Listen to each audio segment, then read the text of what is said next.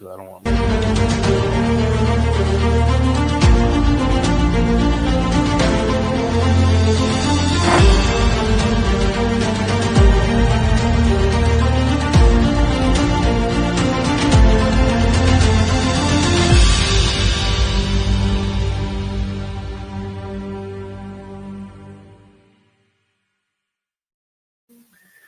Well, welcome to the YAHOWAH blog. I'm here with Wookie today, and we're doing episode 24 of the presentation of Shabuah in Qatsyr-Harvest.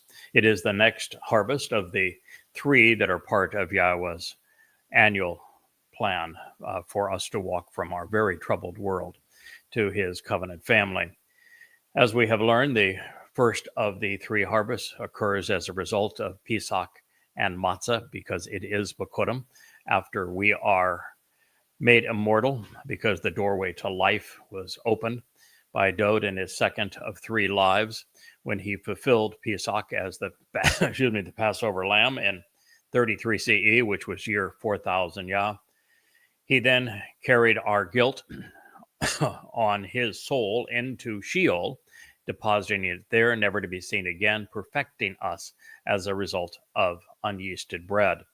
Then, the next day, he became the ultimate expression of the title that Yahweh has bequeathed upon him, Bokor, which means firstborn son, as he ushered in the opportunity for us to be the firstborn children of the covenant family on Bikurim. This then leads to the possibility of the Shabuah harvest, where the beneficiaries of Pesach, Matzah, and Bikurim can be once again enriched, empowered, enlightened, enabled by God, a double opportunity and a tenfold increase this time on Shabuah. Shabuah will be fulfilled as the name indicates. It means 7 years before the fulfillment of the final three of the 7 Moed Mikre, Teruah, Kippurim, and Sukkah in year 6000 Yah, which is 2033. When we subtract 7 years from those dates, and we come upon the day that Shabuah will be celebrated in that year, which is 2026, it is the Shabat of May 22nd. In 2026, again, 7 years before Yahweh's return with Dod. So this is what we're discussing, and there are just so many elements and insights that Yahweh provides regarding it. We're now working our way through the Torah to see what other shades and indications that God has provided, so that we would be ready to capitalize upon this opportunity. And those who do, most of them anyway, will be able to avoid this hellish time that is quickly coming upon us, called the time of Yaakov's troubles. Sar meaning troubles, and Yaakov being a synonym for Yisrael. As bad as things are now, and for Israel, they are horrific. They're going to get far worse, and actually quite soon. So as we return to our review, we were in the midst of excoriating the Christian New Testament.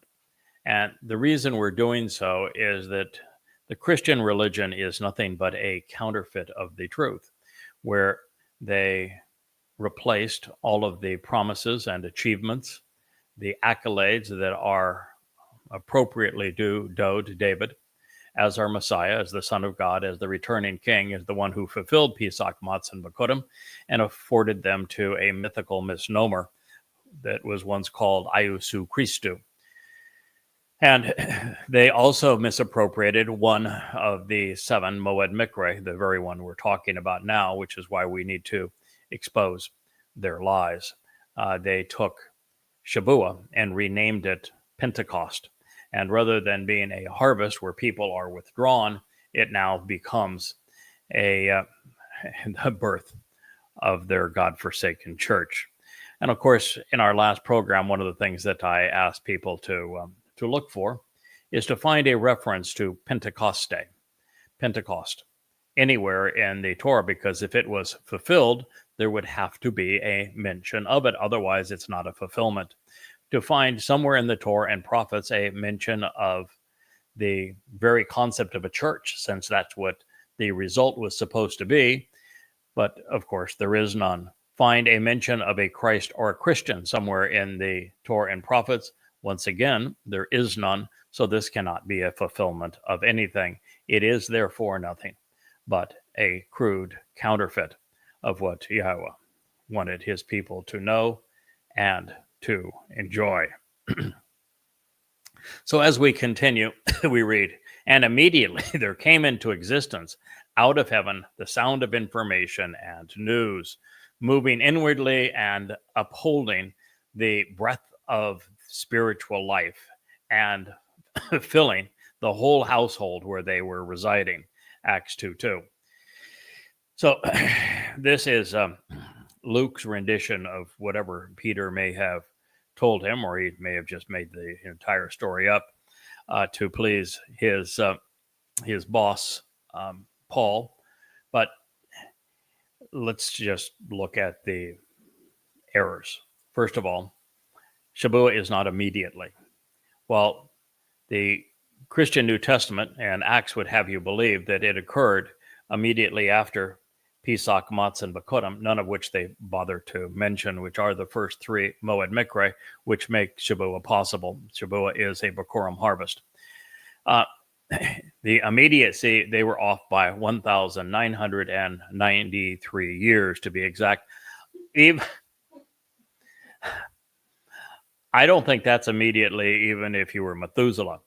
I think he only lived, half of that time. So no, it was not immediately. There came into existence, no, exactly the opposite.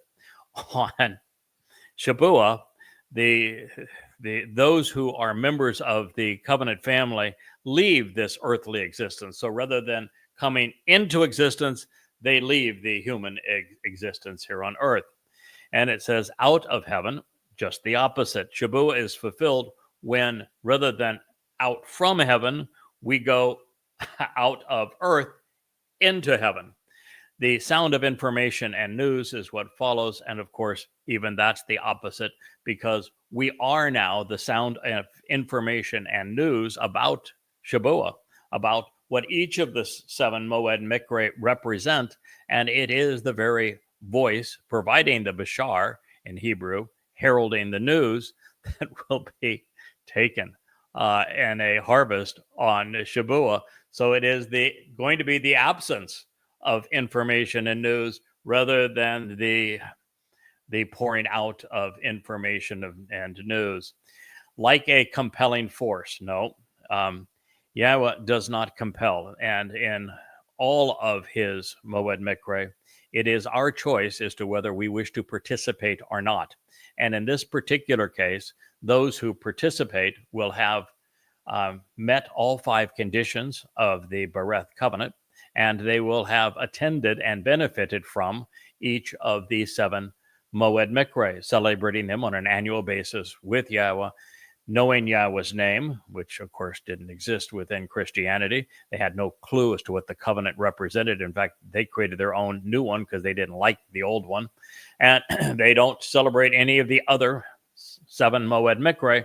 So it would leave them out of this entirely. But just the word compelling and force is the opposite of what's going to occur on this time. And it says moving inwardly and upholding the breath of spiritual life. Actually, the Spirit is not coming down on Shabuah, but just the opposite. Those who are filled with the Spirit of Yahowah will be withdrawn at this time. And we're not moving inwardly, we're moving upwardly. And it says, and filling the whole household where they were residing. It's hard to imagine that, first of all, that anyone could get every single word in a statement wrong, but that there would be billions of those who would believe that this is from God when every statement is obviously wrong. If you study anything to do with Shabuah, you would know that if you were a beneficiary of it, rather than the household being filled where they were residing, the household where they were residing would be empty. That's the nature of an ingathering or harvest. So Acts 2:2 got everything wrong. Just the opposite than what Luke portrays. Rather than heaven coming down on Shabuah, the beneficiaries of the harvest leave the earth for Shamaim. As for the news regarding this day, it is being voiced by the Bashar Herald serving Dode, albeit nearly 2 millennia later than this particular date, and he is among those being withdrawn. The time of the compelling force is long past. Yahweh used a strong and compelling hand to draw his people out of Mitzrayim 3,400 years ago, but he is on record in Jeremiah 31, saying that he won't ever do that again, especially with regard to the restoration of his covenant. So you either come willingly or not at all. There will be no participants in this harvest who come kicking and screaming. Further, the purpose of Shabuah is to fill heaven with the souls of the covenant's children. It is not to fill a household on earth, just the opposite. Also, as the recipient of Yahweh's 7 spirits, to accomplish the mission of cultivating the Shabuah Qatsyr, I know a thing or two, especially 7, about how God communicates. And I can testify without equivocation that this is not how the set-apart spirit operates in our lives. And a matter of fact, the set-apart spirit, this is something that is completely alien to Christianity. They think that they speak in the spirit, that the spirit indwells them, and that it is all of this wonderful spiritual life. But the number of people that have actually had the spirit come upon them is very, very few. Particularly if we deal with those whom the spirit came upon, who then did or said something that Yahweh considered worthwhile. Probably can count them on 2 hands. That's how few amongst the 100 billion people that have come this way, humans. So the fact is that the spirit influences very few people. And when the spirit does come on individuals, like there is some indication the spirit came upon Moshe, there is absolute affirmation the spirit came upon David. And the choder, which is the role that Yahweh has asked me to play, it's testified in the 11th chapter of Yeshayah, if you're interested in considering it. The spirit is availed to the choder in 7 different ways. And so there are actually 7 spirits listed that apply to the choder, which is the stem off the main branch and the sucker that gives new life to the fallen stump, and the decaying rootstock of Yisrael. It's the only time in recorded history where an individual has been the beneficiary of 7 spirits. So the spirit, I must tell you, does not speak externally, but instead internally. She does not communicate independently from the Word of God, but rather enlightens us regarding it, particularly if you're one of those whom the Spirit has come upon for this particular purpose, although those would be very few individuals. The Spirit for those few individuals is inspiring, but not compelling. The Spirit does not make a racket. When she comes upon an individual, there is no audible sound. Further, the Ruach Kodesh does not teach us to speak in different languages, as the Christian New Testament will protest. What she makes apparent is the message of the Torah and prophets as scribed in Hebrew, and again, to those that Yahweh has chosen to understand his testimony and convey it with his children. This begins, again, digging themselves in further and further from the truth. And languages became apparent to them. So, were all of these people moot? They just sit around and babble before they didn't talk? What's the deal here? And languages became apparent. Don't you think that languages would be apparent to anybody living in Jerusalem at the time?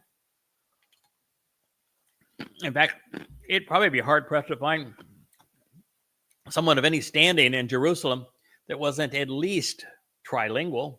They would have spoken Hebrew. They would have spoken Aramaic. They probably would have spoken Latin, and many would have spoken Greek, quadrilateral. No, the languages became apparent to them. Nonsense. Like a fire burning in them. Again, there is no evidence ever that the Spirit has started a fire. Not, and if it was in somebody, that'd be really bad. Yeah, and I guess that a demonic spirit can create the sensation of burning, but that's not helpful. And you don't learn a language by fire. My whole issue with those who burn the Quran rather than read the damn book is that, you shouldn't be doing that. You don't learn the language and the words of the Quran by burning it. So, and languages became apparent to them like a fire burning in them. And they were distributed, conferred, and appointed upon each one of them. So each one of them learned to speak languages like a fire burning in them, which you think would have destroyed the text of the language, but nonetheless, minor point, I suppose. And they were all individually filled with the Holy Spirit. Now, holy is a Christian religious concept. It's hagion here in Greek, which is the neuter of hagios. Chole in Hebrew, which is the language that would have been the dominant language of those living in the province of Judea in Jerusalem, has a word that would be transliterated holy. It is chole, and it speaks of a disease, a pandemic that is akin to a plague. So it's not a good concept. And further, the Ruach of Yahowah is not a pneuma. The Ruach of Yahowah is a spirit, and the spirit is not holy. Yahowah's spirit is set apart.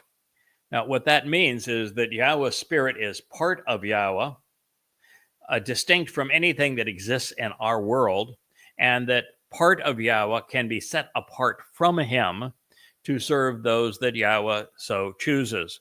But the Spirit is not an individual. The Spirit has no unique persona. The Spirit has no speaking role. The Spirit never once speaks. Throughout the entire Torah and prophets, we never once hear the Spirit speak. We never once hear the Spirit referred to as mom, as the breakaway cult would have their hive members believe. The Spirit is simply a part of Yahowah, just like his nephesh is part of Yahowah. It gives Yahowah capabilities in our world. The Spirit can be used to inspire people that Yahowah chooses to accomplish a message that would otherwise be impossible.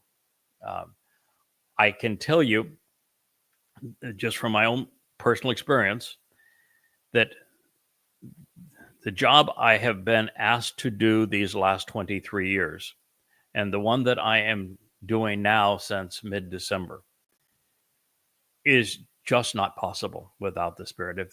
If I did not have Yahowah's seven spirits contributing to this, I would fail. It would be way too big a responsibility and require too much to be able to perform at this level for the creator of the universe, where you have to be accurate, you have to speak with authority, You have to be extraordinarily confident. You have to be able to absorb those 35 books that sit behind me on the shelf that are all free at yadayah.com, where I have composed every one of the translations. I even wrote these Greek translations that I'm sharing with you. So you imagine somebody writing amplified translations to fill 35 books and then writing a commentary on them and then deducing thousands of unique and profoundly important insights from them over 23 years, working 12 to 14 hours a day, 6 to 7 days a week. And then Yahowah waking up in the middle of a night and saying, all right, here's the rub there, young man. By comparison, I am young. That may be the only person I could be compared to as young at this point.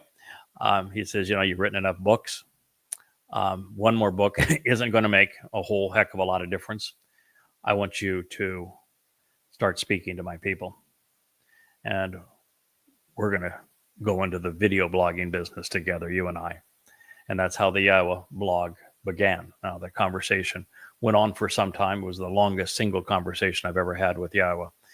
And it changed things profoundly. And I can tell you that, and it also changed them prophetically, because there's so many mentions of the written word, which is what we did for the first 23 years, developing and evolving into the spoken word at this time.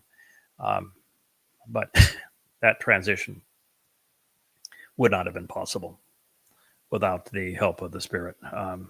So I am very familiar with what she can do, and there are 7 spirits of Yahowah, at least, because he delineates 7 spirits in Yeshaya 11.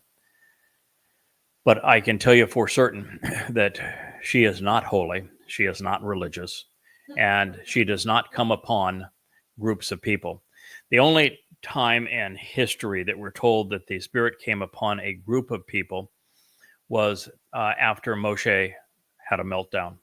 And one of these days I will share with you the most horrific episode in Moshe's life. And it is one that was caused by the horrible attitude of the children of Israel. But Moshe overreacted by a gargantuan amount, and it just gave up, said, I can't do this anymore. And far worse than giving up, he blamed Yahowah for the mess that he was witnessing around him, as opposed to the people who had rebelled. And he said things to Yahowah that he never should have said. I'm sure he's embarrassed about them even to this day. But when he said, I can't do this anymore, and had his meltdown, Yahowah said, all right, then you think it's going to be better with help. You take the 70 elders and I'll share the Spirit that I've placed upon you with them. See how that works out for you. Sometimes Yahowah gives us what we want, even though when we ask for it, we should not have done so.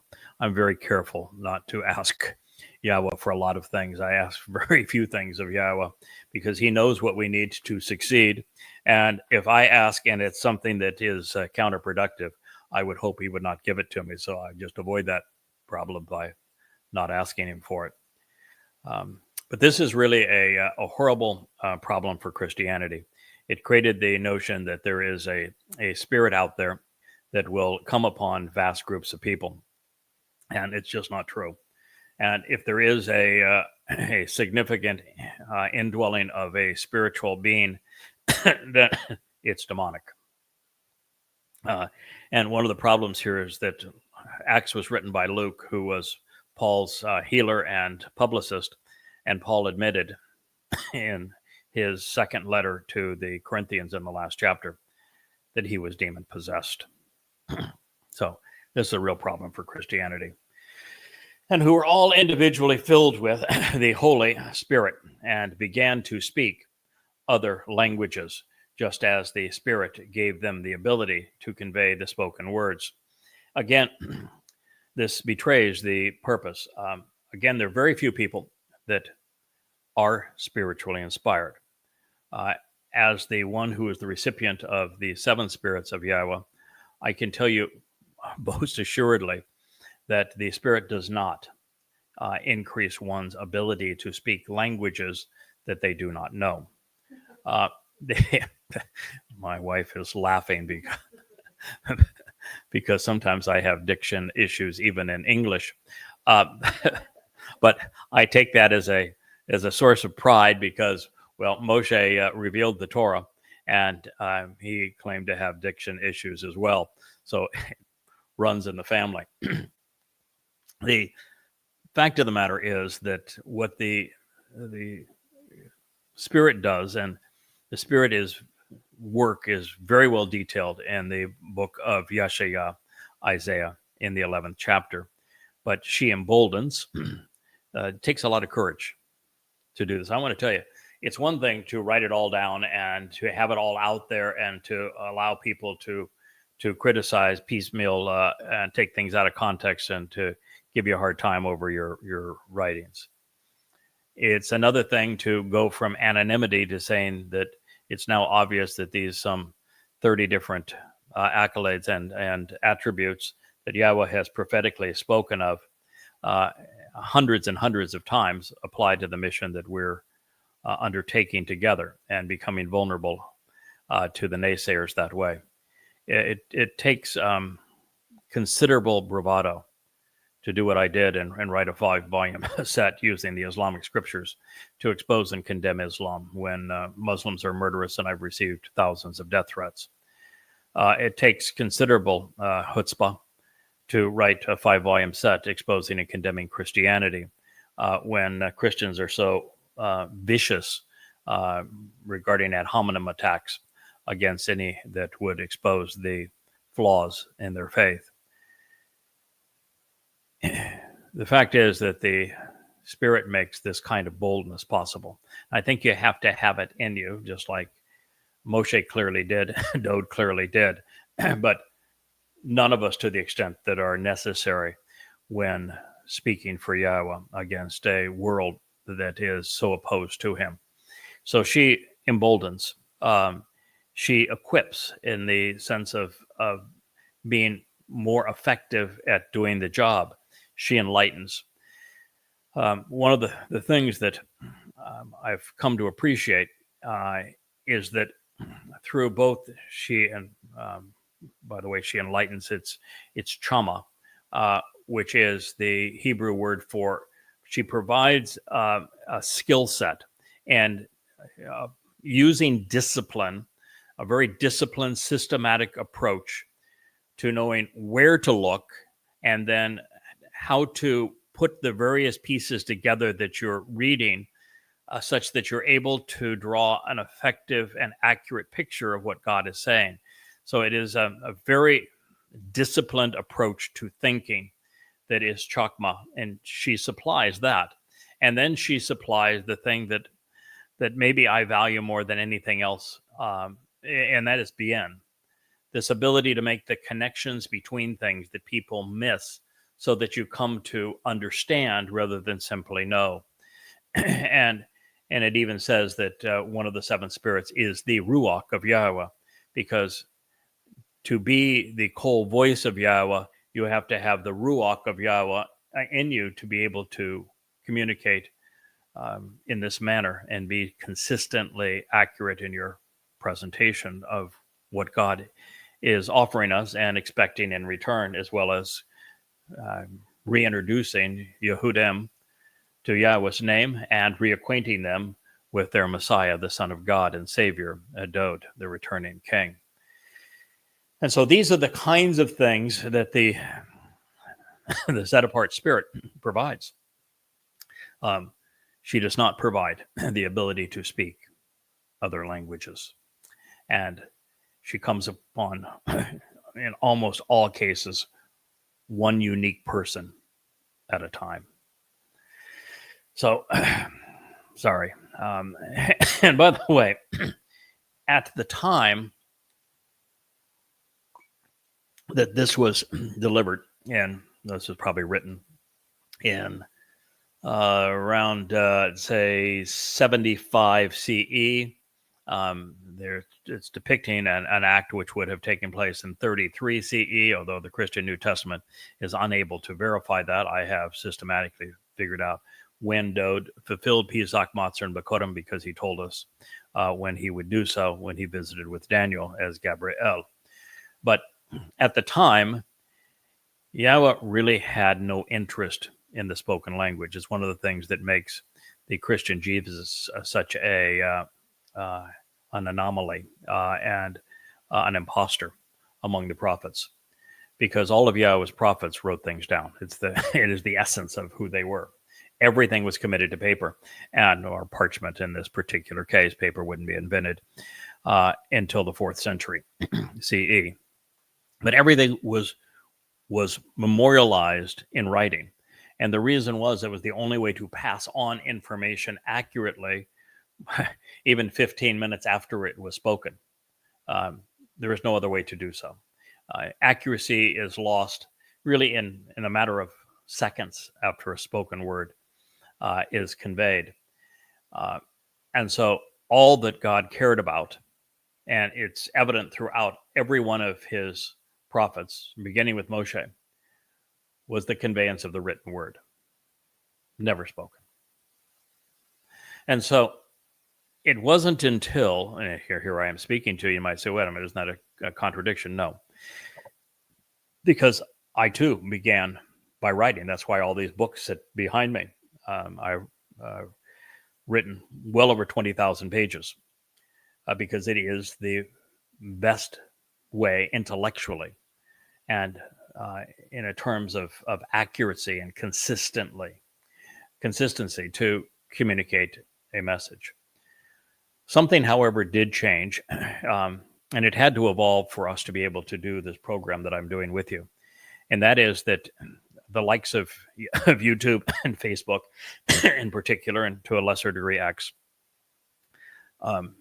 had to create a medium whereby the spoken word could be conveyed, replayed, maintained, and such that it's actually never lost. And that you could replay it at whatever pace. You could put a narrative and text below the spoken word. Closed captions are what they're officially called, sometimes transcripts. That did not exist until about 10, 15 years ago. And even then, there was no ability to use it because the thought police would not allow you to say the kinds of things that I need to say to speak for Yahowah. And it really wasn't until it began when Elon Musk bought Twitter, turned it into X, and was committed to free speech. And then Mark Zuckerberg decided that after he had been so abused and misled by the progressives in the Biden administration and afterwards in the election with Kamala, that he just said, this is ridiculous. I really don't have a group that are striving for accuracy. They're not fact checkers. They're just people with a extreme liberal political bias. And he fired them.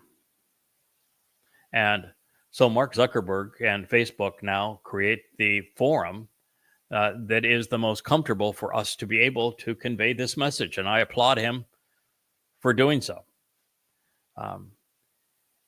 YouTube is not quite there yet. They're the ones where you can't say many, many things, but it is getting ever so slightly better. Hopefully, Larry Page, he's a neighbor of mine, the next island over. Hopefully, he learns what Mark Zuckerberg learned and stops it with the thought police. But all in all, it wasn't until very recently that the spoken word had merit.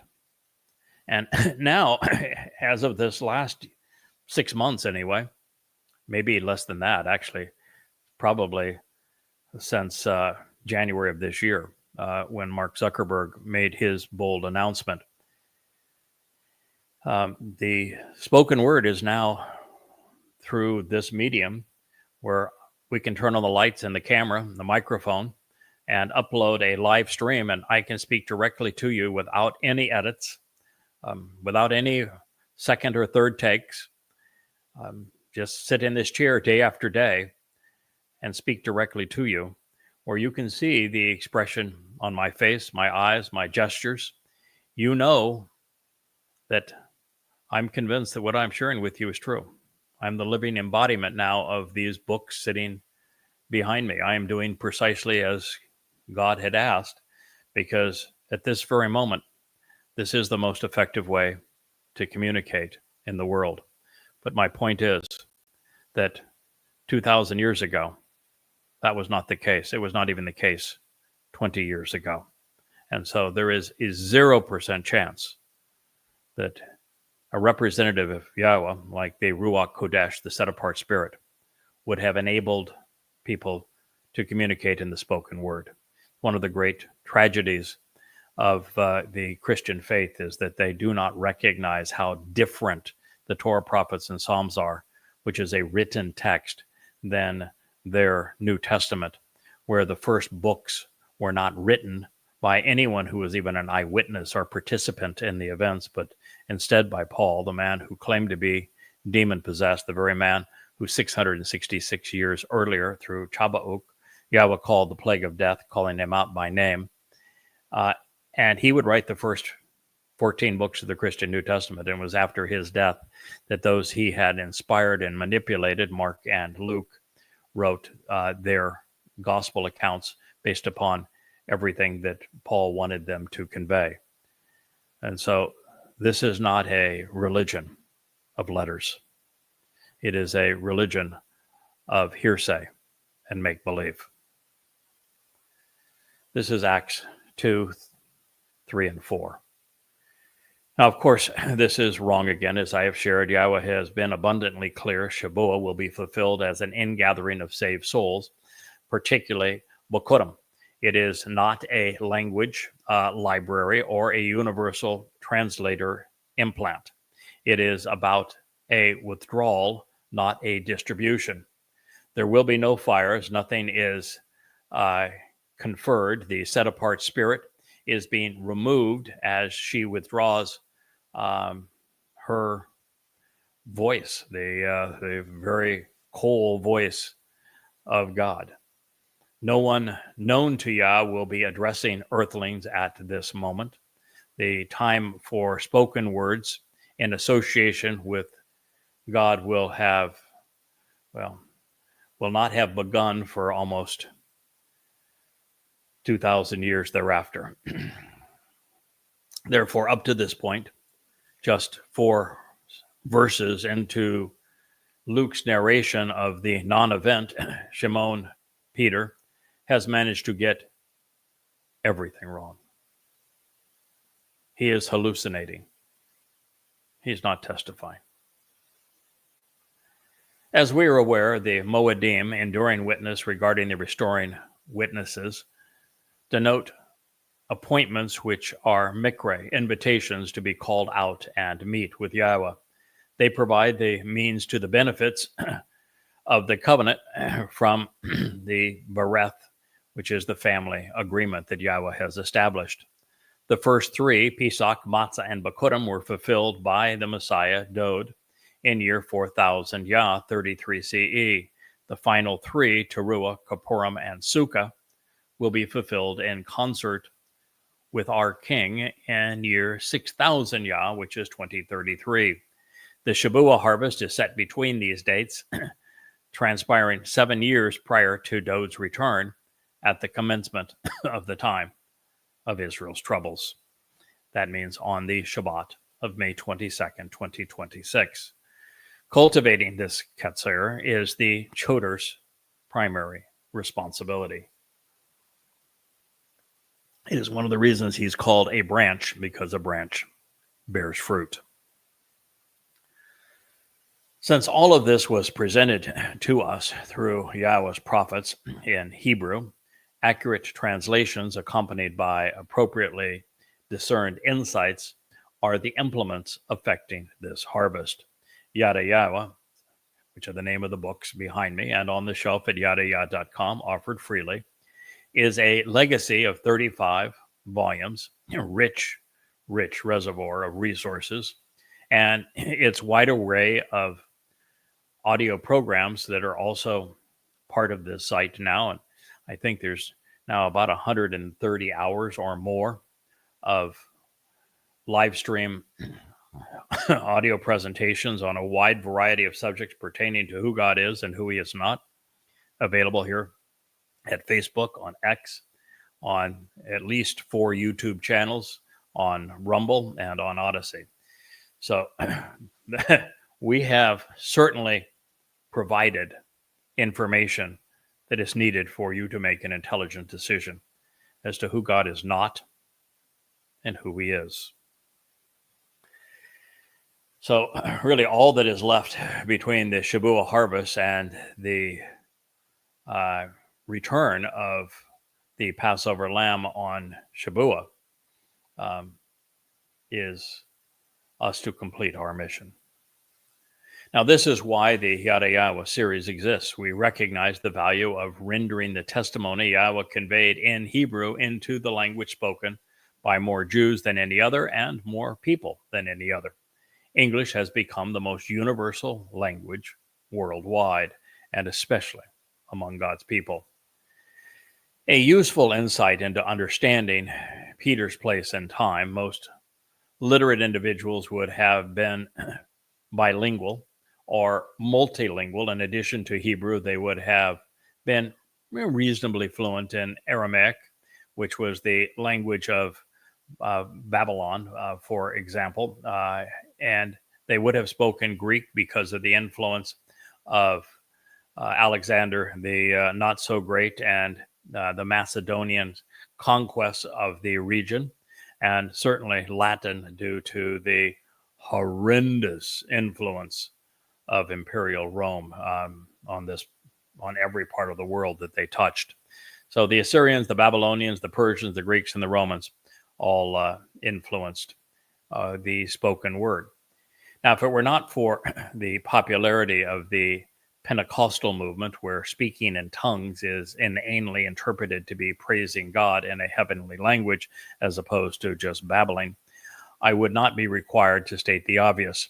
This presentation indicates that those affected by Peter's spirit were allegedly equipped to speak in human languages, not God's. If they were to speak in the language of God, they would have been speaking in Hebrew, rendering the notion of speaking in the tongues of angels by muttering incomprehensible gibberish as nonsensical as the sounds themselves.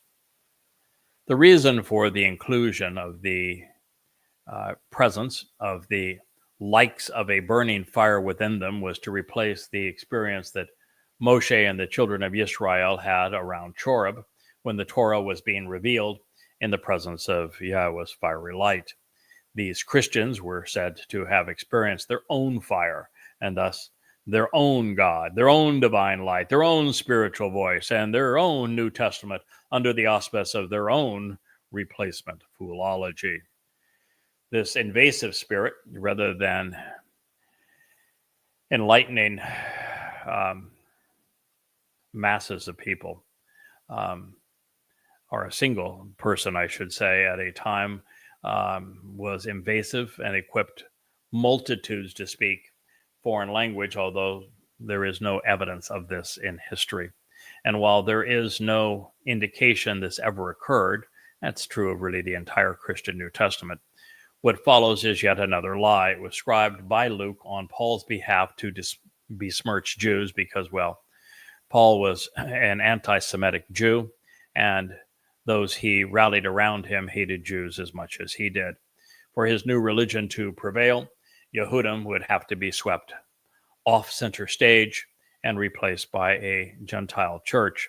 The difficulty of that, of course, is that there are thousands upon thousands of end times prophecies that Yahweh has communicated from the beginning in Bereshith and running all the way through Malachi that specifically state that he is going to reestablish his one and only covenant relationship with Yisrael and Yahudim, which would mean that the very notion of replacement foolology is indeed foolish. And now existing inside Jerusalem resided Yehudim, overtly pious men from every ethnicity under heaven.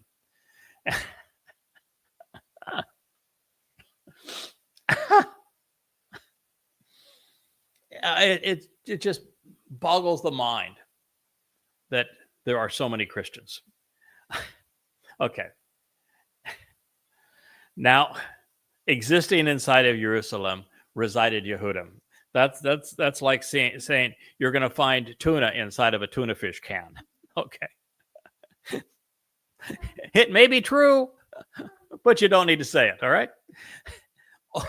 Overly pious. What? Pious how? Because what they're going to say is that he's going to claim that they were overtly opposed to what Peter was proclaiming. So if they were pious, which means they were somehow in sync with God's objectives and nature, they wouldn't be objecting to what Peter was trying to peddle. Now, but this is the reason I just laughed. There were Yehudim, men from every ethnicity under heaven. No. Oh, Yehudim is a race. Jews are a race. It's an ethnicity. They are not every ethnicity under heaven. They represent as an ethnicity less than 0.2% of humankind. So no, they cannot be every ethnos if they were Yehudim. And so now, when this voice, now it's a single voice, as opposed to many voices, came to exist in large assemblies of people. They were confused because each and every one heard what was spoken in his own language. Now, that just goes against the entire message that he's had up at this point. His point was that this imaginary spirit, whoof, like a fire, came upon them, and they were then able to speak all these other languages. But now, no. They're not speaking other languages. It's the ones hearing them that are able to hear what is said in another language in their language. Somewhere Luke needed an editor. I mean, a fact checker. Somebody with just a wee little bit of logic. So anyway, once again, he's just contradicted himself. Acts 2:5 and 6. As is the case with so much of the Christian New Testament, the writer's attempts to paint Jews as hypocrites, overtly pious, and thus conniving and undeserving. They are contrived and contemptible. For example, Yehudim Jews are a unique ethnicity. Therefore, by definition, they cannot represent every race under heaven. This overture defines Goyim, which is what comprised the Christian church, not Israelites. Therefore, the writing quality is as deficient as it is insulting. This amalgamation of Jews into one monolithic perception was not a simple mistake, but instead sinister and deliberate. Peter and Paul, like Muhammad and Allah after them, wanted God's chosen people to be uniformly tarred with the same brush. The reason for this is that the Jews, unlike Gentiles, knew that the Christian apologists were lying. And this is because Peter and Paul had a nasty habit of misappropriating and misquoting their Torah and Nabi to establish their credibility. In essence, they lied to prove that they were lying. Having rejected Peter and then Paul, the Jews had to be silenced and discredited for either of these infamous men to be believed. That is what's happening here. Beyond suppressing Yehudim, Jews, for the Christian instigators to be perceived as plausible, their followers would have to become the recipients of the promises Yahweh made to the Israelites. And for that to occur, they would have to concoct schemes by which the God they did not know would become unreliable by rejecting his people and capricious by replacing them with others while breaking his promises. They sought to accomplish this absurdity by slandering Jews, attributing all manner of lies to them, doing so in a way that the entire race would be despised. In this way, Christianity became the product of anti-Semitism. The overall thought was they acted so badly that God got pissed off and decided that he was going to go with a different group of people.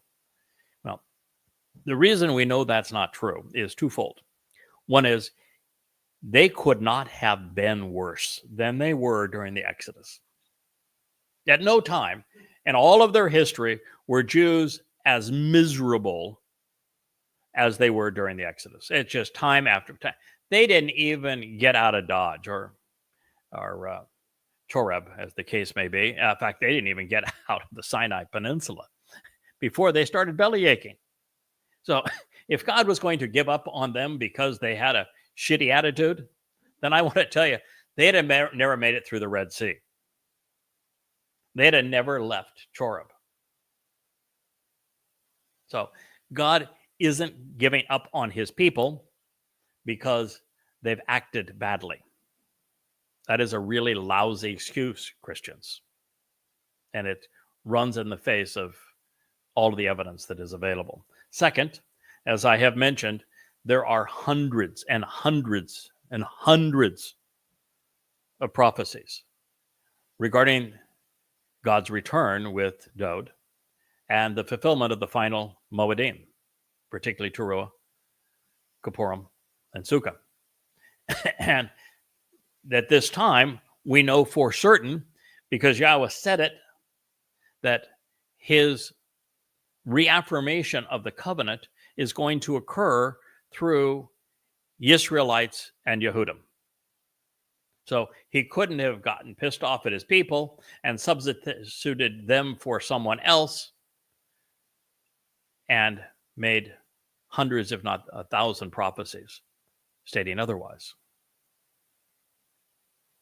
And of course, if this Christian God made hundreds and hundreds of prophecies and promises to his people, saying that he would honor them, and then he decided that he didn't want to honor them, it would make him capricious, would make him a liar. So why would anyone put their faith in a lying God? Something to think about, isn't it, Christians? The first strokes towards the end that Christians were trying to paint with sleight of hand appear in Paul's 14 epistles. The next are here in Acts, followed in chronological order by the slanderous and sour notes in Mark, Luke, and Matthew. At the very heart, Christianity exists as a twisted and immoral assault against Jews. It is one of many reasons that I am so committed to exposing and denouncing its putrid origins. Keeping it real, it would have been impossible for there have been a gathering representing every race on earth in this place at this time. Further, people are confused by languages they do not speak and not by their own native tongue. Yes, I am pointing out the obvious, and yet without someone ever having done so, billions have been misled by this errant assessment for a score of centuries. You may have also noticed that the scene changed, and it changed abruptly, without a single soul walking outside. From the room of co-conspirators within a single home to a widespread phenomenon heard throughout the entire city. Either narrative will neither narrative will transpire when the covenant members are withdrawn during Shabuah, because participation is the result of a deliberate, uniquely personal, and sequential process involving as few as 1 in a million individuals.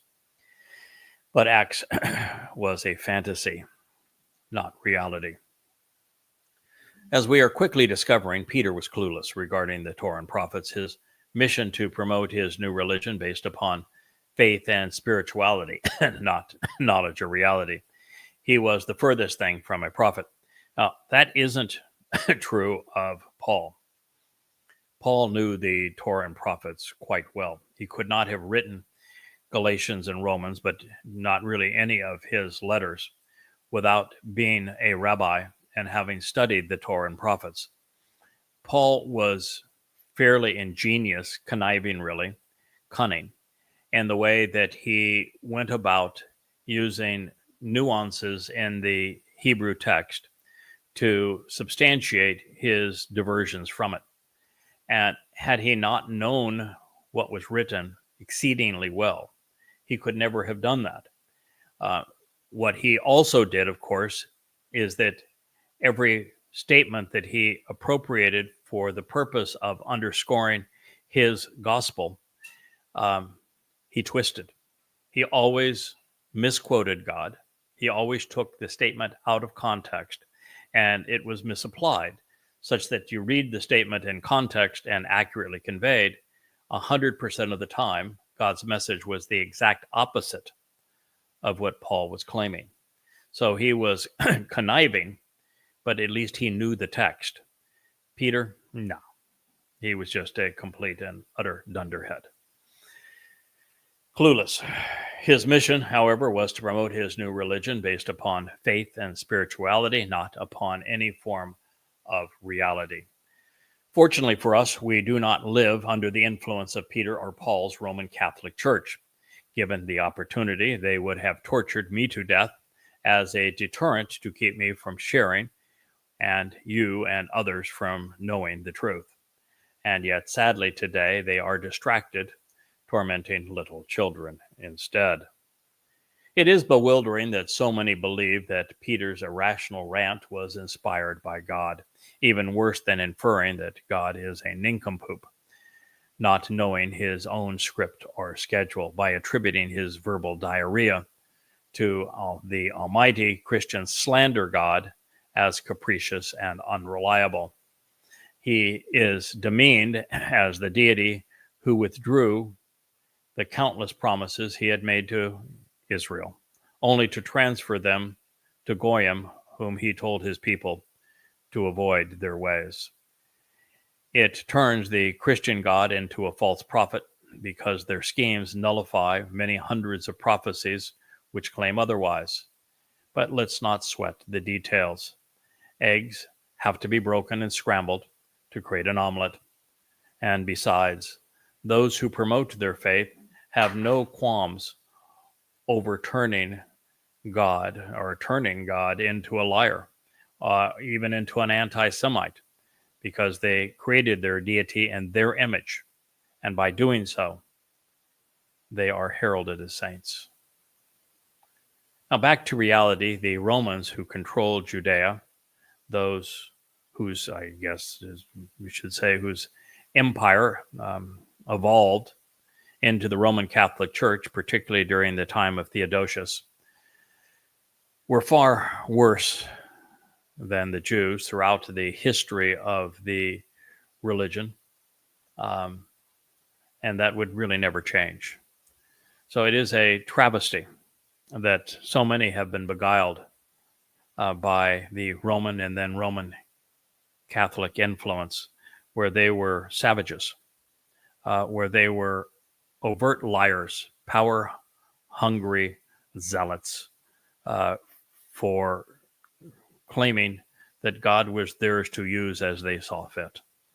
And this religion that they conceived was among the most anti-Semitic, dishonest, internally contradictory, and errant ever known to man.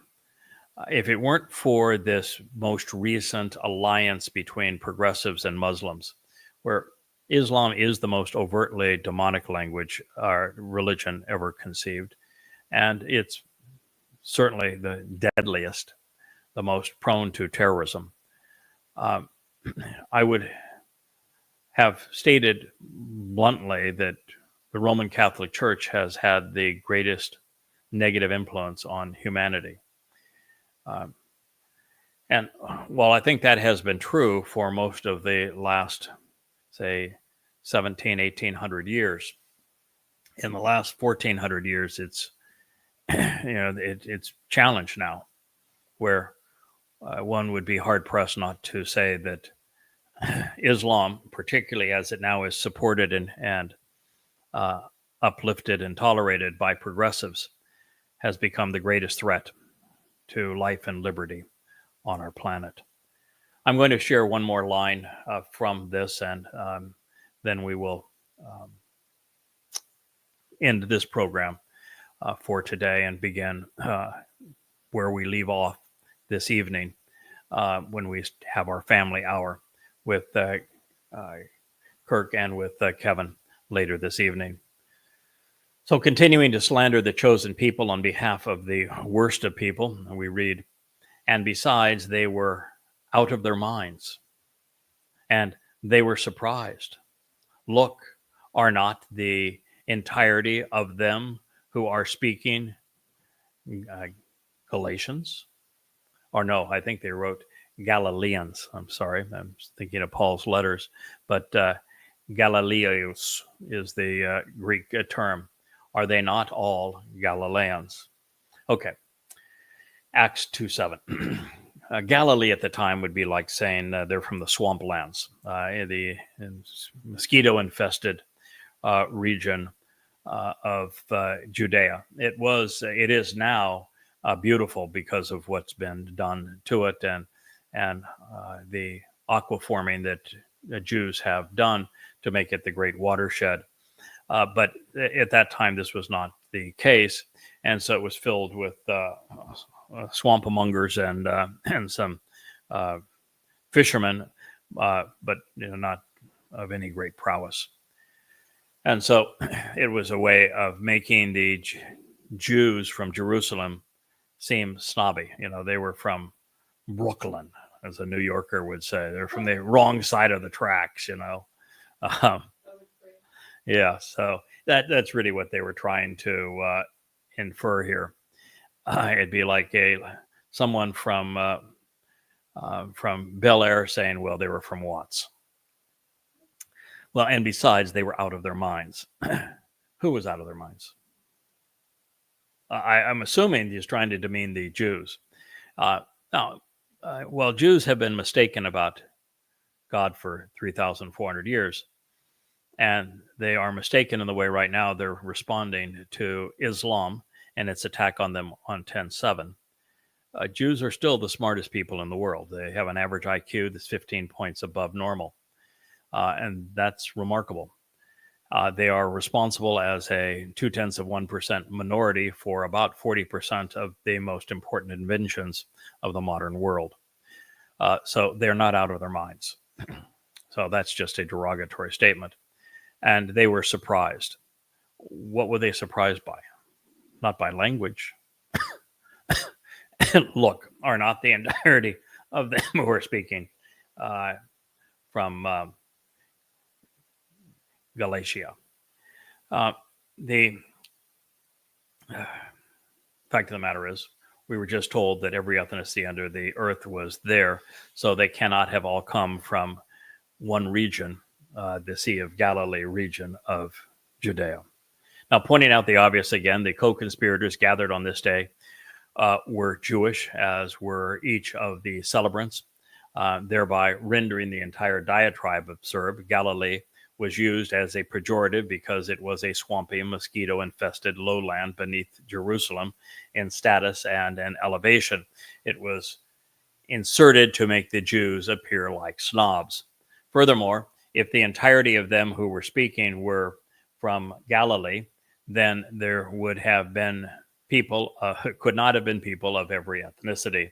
And since the visible fulfillment of Passover 7 weeks ago didn't garner anyone's attention, according to Peter, who was it was something really to be avoided, how were the words here going to change that on this day? If no one even bothered to notice what happened on Pesach and Matzah and Bikurim, and now you want to say that everybody was noticing this from some Galileans? Anyway, this dialogue demonstrates the inherent fraud associated with the Christian New Testament. At the very earliest, Acts was written 3 decades after the fulfillment of Pesach, Matzah, and Bikurim by Dode, and probably 4 decades, and well beyond the time a specific conversation could have been accurately recalled. In fact, about 5 minutes later is about the length of time that it can be accurately attested, if it's not written down or recorded. Luke, its author, was not an eyewitness to any of these events, making his account entirely hearsay and therefore inadmissible. So these narratives were simply made up by either those who never so much as even met the key players in this drama, or by those responsible for promoting the myths in the first place. So continuing to point out the obvious, pious Jews would have spoken Hebrew, not Greek. Further, the Roman legions which occupied Jerusalem were comprised of conscripts and slaves from throughout the empire. Under such circumstances, the sound of foreign language would not have driven anyone crazy or been the least bit surprising. Much of the Christian New Testament is comprised of awkward and unattested conversations. Not only were they contrived, they were projected upon an entire population, all to condemn the Jewish people. That way, the Christians could not only claim superiority, they would have a common enemy and a readier excuse for their horrid behavior.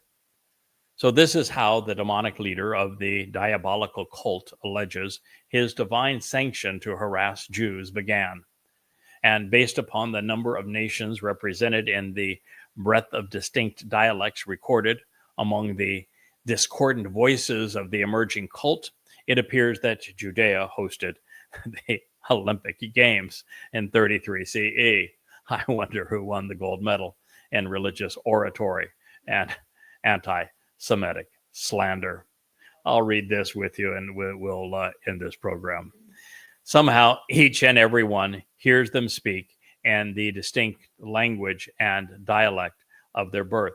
Again, we're back to the same thing.